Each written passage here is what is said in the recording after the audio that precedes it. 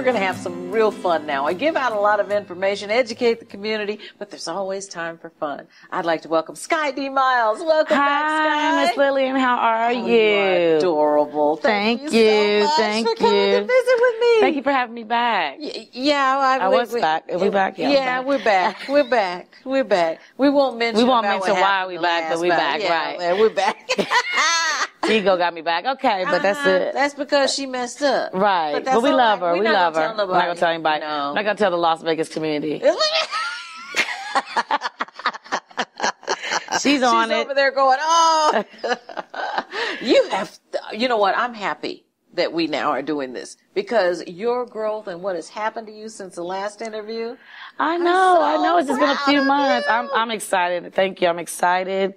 We're doing big things down at the Tropicana. Right. Getting a lot of support from the Tropicana, which is one of the, I call it the historic casinos, left here in Las Vegas. Uh-huh. So, other people are excited about being at the new casinos, and that's great. But I like being a part of history. And sometimes when I drive down and see my billboard, I'm like, one day somebody We were coming from the airport the other day, and in middle of conversation, and all of a sudden Teresa says, "There's Skye," and I'm driving. So, you say, "There's Skye," you think you're about to hit somebody. Right.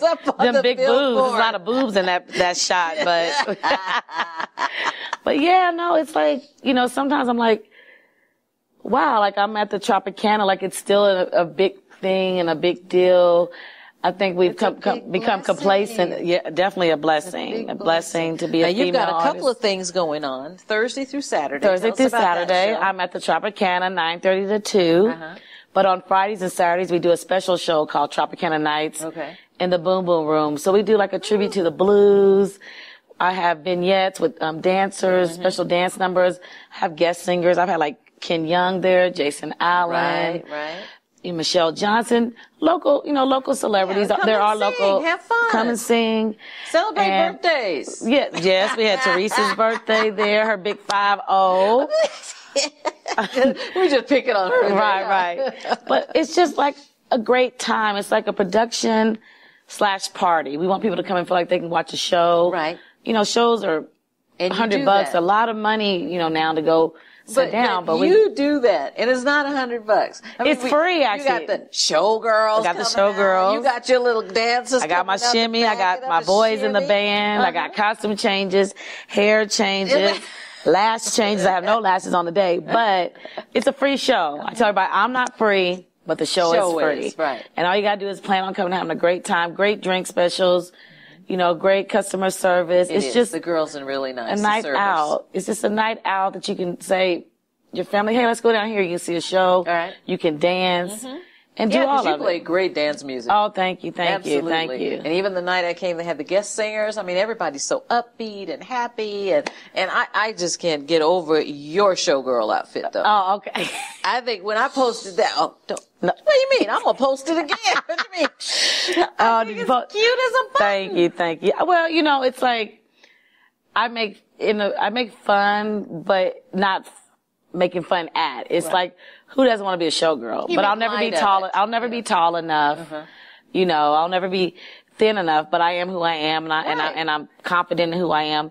So you can still wear a bird nest on top of your head and around your neck and pretend to be a showgirl and have fun. And it's all about entertainment. And I think that Las Vegas at a time has lost a little bit of that live entertainment aspect. That's what people come to Vegas for, is live entertainment. They want to see people play. They want to have a good time. They want to know.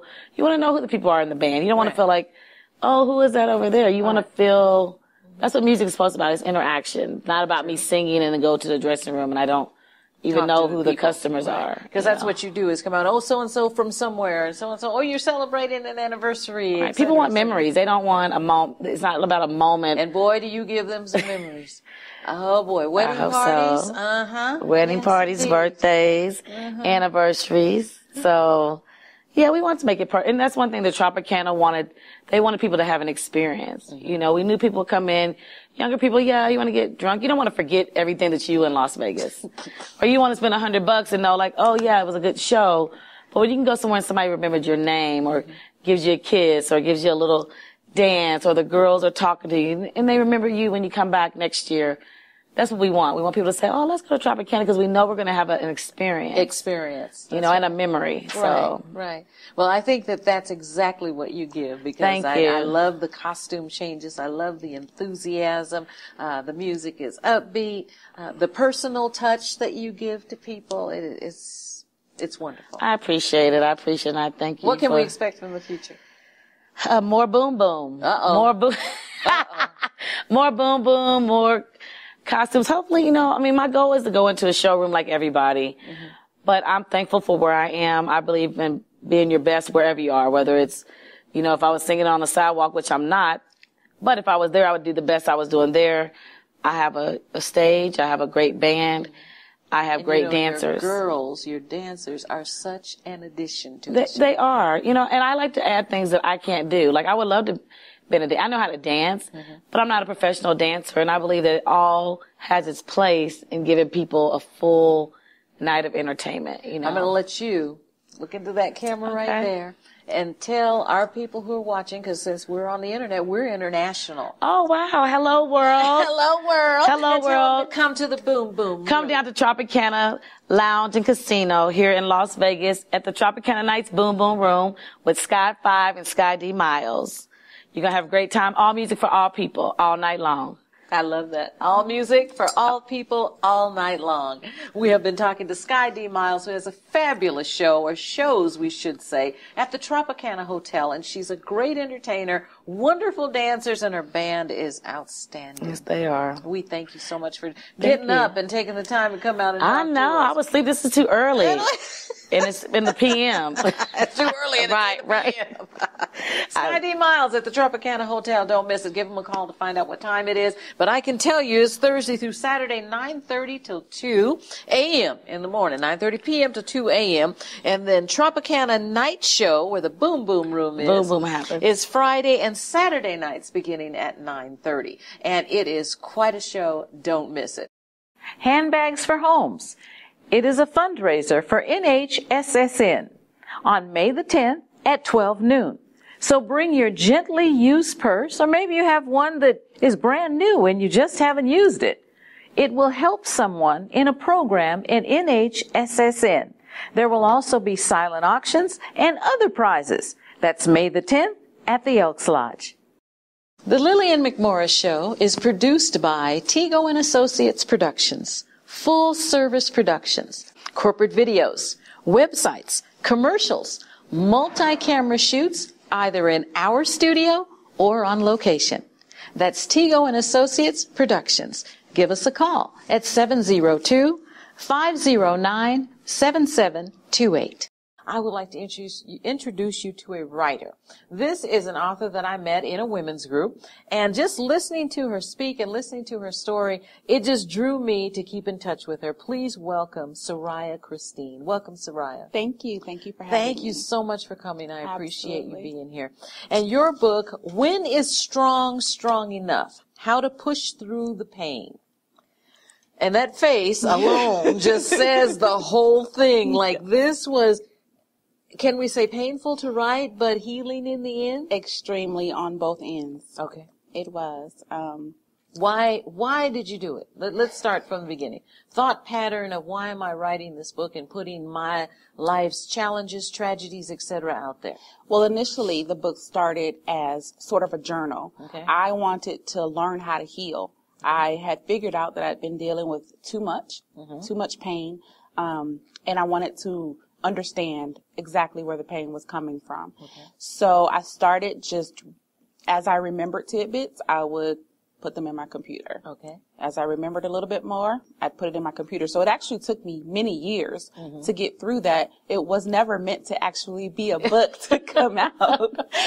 That was a whole nother journey. So, but that's how it started. It really was me wanting to find some closure. Mm-hmm. And you even go very personal in here, speaking of certain people that you may have been involved with that were, as you stated, obsessed. And when you tried to leave, they tried to take their own life, which left guilt on you. So how did you get through that pain? Because that's a deep cut right there.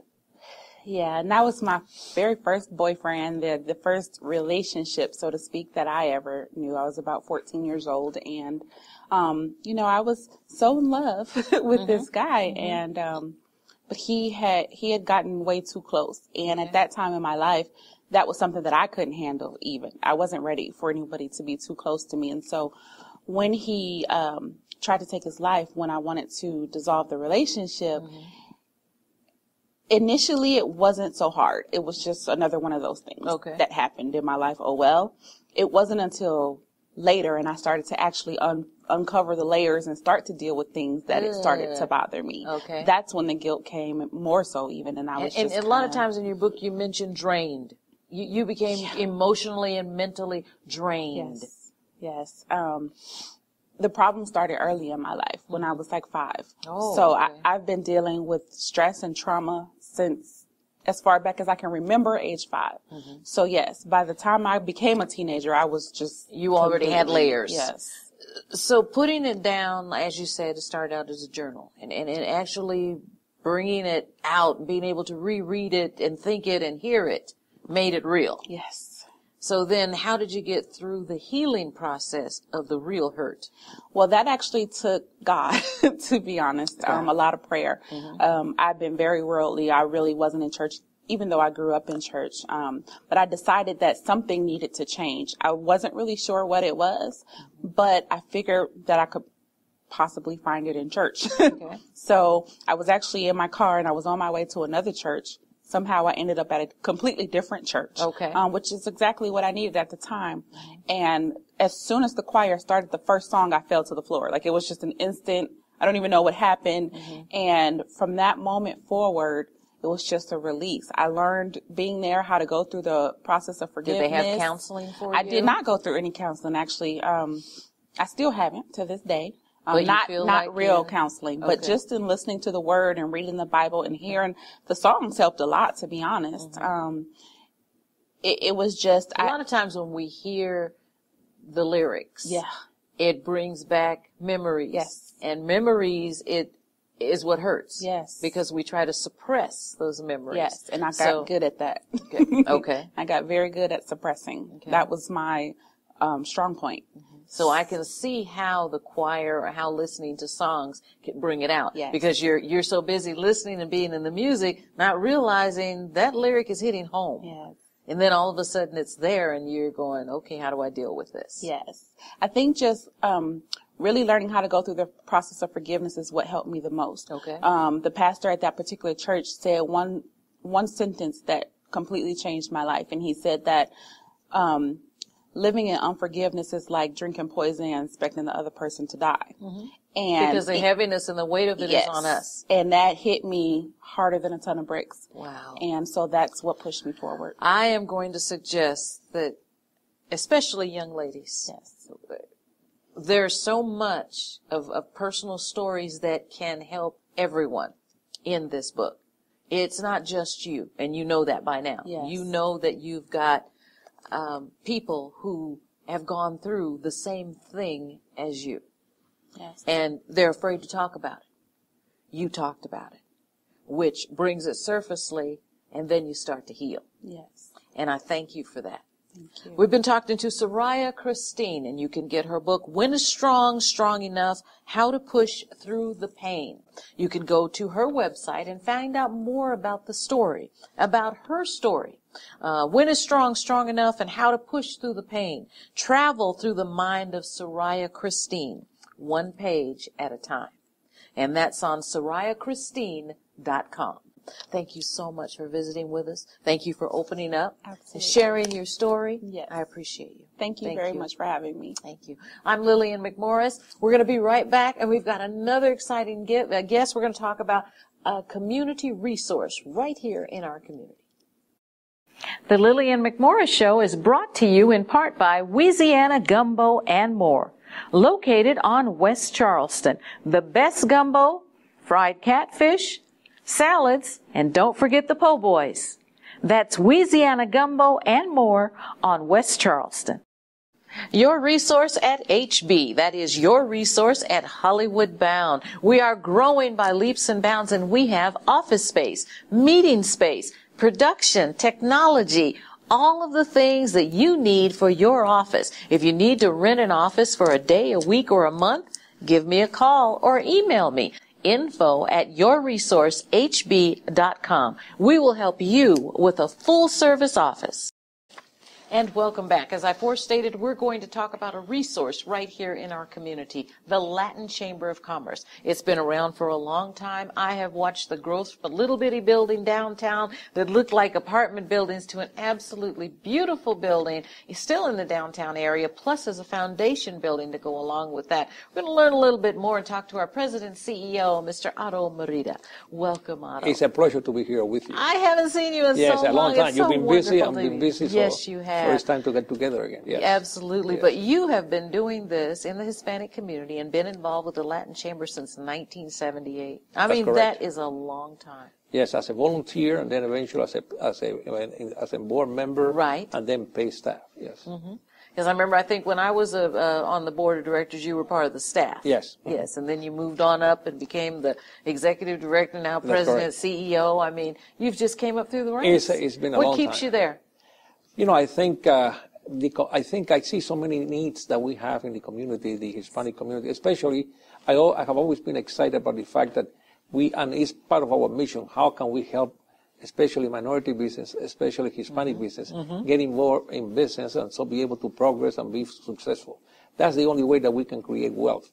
If we work on our own and we have our own businesses. That's correct. I don't know anybody that have become wealthy by just working for somebody. So I think it's important for us to be able to help through workshops and seminars, be able to help people that want to actually. And you do have quite a few of those. You want to Yes. talk a little bit about the Well, programs we have, that the Latin Chamber offers? Yes, I think, well, in terms of seminars, we have something called the Next Level, which is a 13-week program that we do at the Latin Chamber of Commerce in English and Spanish.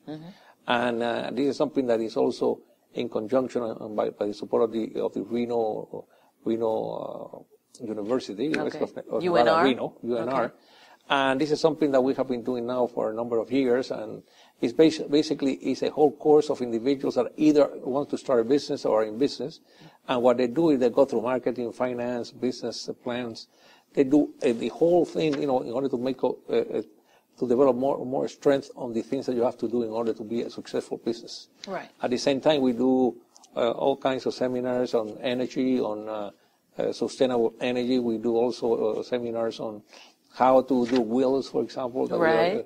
Things that perhaps you have forgotten that you don't do. Or we just don't want to face it we right don't now. want to Right. face it. So we do a number of other seminars that are very important for the community. Giving back to the community is something that you've always done, and being involved with the Latin Chamber, it gives you that opportunity to do that. Giving back information, education, having programs, seminars, events. Employment, exactly, and the scholarships. Yeah, we are now, one of the things that we changed from the original scholarships that we used to, a couple of years ago, where we have given, in terms of matching our own money, we have given close to $2 million in scholarships since 1985. In 1985, we started with $500, and now we are doing much better than that, I think. Yes, you are. But one of the things that we changed a bit is that instead of just giving you, for example, a start and give you a couple of $1,000s to start going to for your freshman year at UNLV or UNR or community college or College of Southern Nevada or Nevada State College, what we're doing now is that we identify around 20 individuals that are coming into, that are going to be becoming freshmen. And then we promise that if they do well, if they maintain a certain amount of GPA around 3 points, we will actually not only mentor you, but also give you a scholarship all the way to the end. Because one of the things that we want to do is be able to follow you and be able to, for you to finish up and get a degree. So it also gives them something to work toward from the high school, early in high school, through completing college. So that's one of the things that we want to do. So now we are following those individuals. We started doing that now 2 years ago. Okay. And now we are following those individuals, and we know if they are dropping out. For example, we had a case where we gave scholarships to an individual that was doing very well. So we were able to pick that up and be able to give them mentoring and help them and get also individuals that were in that type of business. So now he's going back to school and so forth. So I think it's important to be able to follow those individuals or students and help them So eventually they're successful. You're absolutely correct. And I can tell you one of the best feelings that I ever had, we used to have the career days. Yes. And a couple of the students had come out to Fox 5 and spent the day with me. We went to lunch and talked about what their goals were. They taped a show with me, et cetera, et cetera. And one of them went up to UNR. Had no contact, didn't see him. 4 years later, comes back in a suit, comes back all dressed up, and says, Miss Lillian, thank you. I mean, that is the best feeling in the world. That's one of the things. You won't believe this, but that happens to ourselves now, Victoria and I, in many instances, many individuals that we don't even recognize. Right. And they come around and say, you remember me? You remember me? You know, as a matter of fact, that happened to me like a year ago. I took somebody at the airport, and then I stopped. It was really early in the morning, so I stopped at a McDonald's across Mandalay Bay. It was like at 6 o'clock in the morning. Right. And the lady that was cleaning up comes to me and said, "Are you from the Latin Chamber of Commerce?" And I said, "Yes." He said, "You gave a scholarship to my daughter, and now my daughter is a teacher at Clark County School District." Oh my gosh! And I'm saying, "Wow, wow, wow!" I mean, it's things like this that happens. You know, that they're just saying. You do strive. Maybe we're having an impact. It does, but we don't realize. Yeah, we don't. You are involved in the day-to-day. Now you've got something else that has an impact on the entire community. Is the Latin Chamber magazine, which comes out quarterly. That's correct. With your collaboration with the Review Journal. Yes. Tell us a little bit about that. Well, what we do, we thought that it was important. One of the things that I remember one of our members saying for a long time, Otto, unless we put something in writing, and that's why we have published, for example, 5 books and so forth. Unless we do that, we know people will never know that we're here. That's right. So that's why we started doing a newsletter a long time ago, and this one, like around 3 years ago, we started doing this in conjunction with a Review Journal. It helps with growth, getting the information out, all of those things. And then we interview individuals that are that are members of the Latin Chamber of Commerce, that are in business, that perhaps nobody knows what they're doing and so forth. So I think it's a very important contribution Absolutely. to what's going on. You have, we didn't have time to get into it, but your growth has become so successful with the Latin Chamber of Commerce and with the getting the word out, helping the students, informing, doing your committees, all of those things. I'm going to give the website. Yes. LVLCC. No, LVL. LVL, Las Vegas, right, LVLCC.com. LVLCC.com. That's correct. Las Vegas Latin Chamber of Commerce. So go on the website, look to see what they're doing. Give them a call, 702-385-7367. That's 702-385-7367. And the mission of the Las Vegas Latin Chamber of Commerce is to promote the success of our members and Hispanic-owned businesses by facilitating positive business, cultural and educational relationships, as well as economic development and knowledge sharing. So all of this is important by we knowing what you have, you're sharing your knowledge, helping small businesses, helping individuals, helping our students. You're meeting your goal. And we need it more than ever. So, this is, we're very excited about the future. We're very excited about developing our membership and developing the programs that we have. And you invite everyone to be a member. Everybody is a member. Right. We have members that are all ethnic groups. That's right. We've been speaking to Otto Merida, who is the president and CEO of the Las Vegas Latin Chamber of Commerce. For more information, give them a call at 702-385-7367. 10 Golden Keys to Effective Networking. This book is designed to strengthen your networking techniques. It is an ebook. For instant download, go to LillianMcMorris.com. That's 10 Golden Keys for Effective Networking.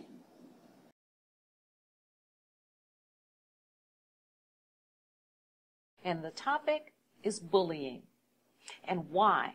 Why are our young people, they feel as though they can make someone do something else? Where do they get it from? They get it from adults because they see the same thing either in their homes, in their community, on television.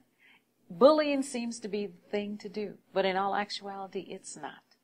And we have someone in our community who has been there and knows the bad part and bad decisions and the consequences thereof. And he is trying to show, teach, and live what he's showing our young people. Bullying, anti-bullying. What not to do. and literally speaking the language, as one would say. And I'd like to welcome Big Keith. With bully buses, it was so funny. 3 years ago, I just started seeing kids. You got to understand, kids that go to school and the kids that don't, they go to community centers. So they always run into each other. That's right. That's right. So how come you wasn't in school today? Oh, I went blah, blah, blah. So Yeah, then then you have to that- make a conscious decision. Do I Yeah. want to go with what he's doing or want to continue my education? And then I got two separate in the gym. I got these guys over here and these guys over here. So I'm trying to figure out how can I get these all these kids together and get them to do something. So I went around them, asked them what they like doing. Okay. Each one of them. Okay. Music, writing, art, basketball. So what I did, I started a program of each one of the things that them kids said they want to do. I started a program and let them run it. Had them feel like they was doing something, even though I was running it. But Right. you know, No. yeah, you know, I had them Put feeling them like in charge with their peers. yeah, so they was like, hey, Big Keith. Then they start opening up to me and telling me about this bullying thing. And I was like, you know what I'm going to do? If I put a program together, and I started this in the community centers first. Before I even got to the schools, Okay. I said, if I put this in a program, you guys are going to have to help me work it. If you think about it, there's more of us than bullies. You know, if we put bullies on one side and us, we would knock them out. But we have to be political now. We have to Yes. be nice. So we have to show them what to look out for. Then, like I said, a lot of it come out the house. That's correct. And if your mother and your father, you've seen it all the time, you think it's normal. Then when you get outside, and that's how you show, you know, if you got problems or something, first That's thing how you you want to do. solve it, because that's what you see. You used to put your hands on somebody. So now when I go, it's 3 things you can't do. I make it cool to say something. Even if it's coming out your house. You have to say something. Find somebody. Find 3 safe people. I always use safe people. 3 safe people. Okay. And when I go to the schools, and now I'm doing grandparents, foster homes, I'm going, so wherever I'm at, I have them use them as the first safe person. Then I use your mother and your father, then your uncle, whoever you're close to. You have to talk to somebody. Right. too. Well, you have grown quite a bit from the community centers. Now you're in 15 schools. This is what I live for. Correct. I wake up in the morning, I go to radio, then I go to the schools, and I'm there. What I do, I go in classes, like 6 classes a day. I mean, I'm in the classes with the kids. You know what? Let me give you the telephone number. Bully Busters 702. Big Keith has been our guest. And if you want to learn more about Bully Busters, you want him to come to maybe a special session that you have as a volunteer, you know, give him a call. And all of you young people that are listening, if you have a problem, and a lot of it happens on the internet. So you need to be aware of what you can do to protect yourself. 702-292-5023. That's 702-292-5023. You see, I can look right here on my bracelet. You can get one too. Or a coloring book. And all of you teachers, if you're not involved in the Bully Buster 702 program, give a call. He'll be happy to deliver some of these and go over some of the things that you can talk to your students. Big Keith, thank you so much for being a part of our Thank you. program and talking to our community about what you do. I'm not going to stop. I'm just getting started. Absolutely. And we want you to keep on doing what you do. Because the young people in our community, they need it.